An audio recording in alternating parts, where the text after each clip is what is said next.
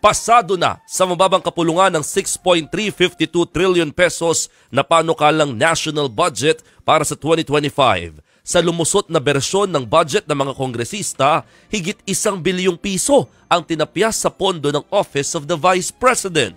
Yan ang pampagising na balita ni Brian Basa. Sa botong 285 na pabor, laban sa 3 lamang na kongresistang kumontra, na ipasa na sa plenaryo ng Kamara ang panukalang 6.352 trillion pesos na national budget para sa susunod na taon. Kasunod yan ng pag-certify as urgent ni Pangulong Bongbong Marcos sa panukalang budget.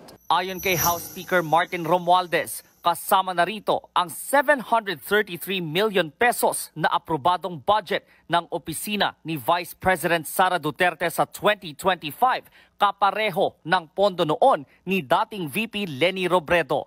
May ilang miyembro pa nga raw na nagmungkahing bawasan pa ang pondo ng OVP at may humiling pang gawin itong zero budget dahil sa hindi pagsipot ng bise sa mga deliberasyon. Nauunawaan daw niya ang pagkadismaya ng mga kongresista pero kailangan pa rin ng pondo ng OVP para maghatid ng serbisyo sa mamamayan. 3 beses inisnab ni VP Sara ang budget deliberation ng Kamara. Binoykot tayo ng Vice Presidente sa pagpapatuloy ng pagdinig ng panukalang budget ng OVP. Kahit representative mula sa opisina niya ay walang nagpakita. Pambabastos ito sa taong bayan. Maging ang sponsor ng OVP budget na si Congressman Zia Alonto Adyong nahirapang depensahan ang pondo. It's kind of frustrating, to be honest. It would have been easier for me, to be honest, to sponsor the budget of the OVP had they been so cooperative. No? I personally have my own concerns, no? Concerns that I would like to be clarified with.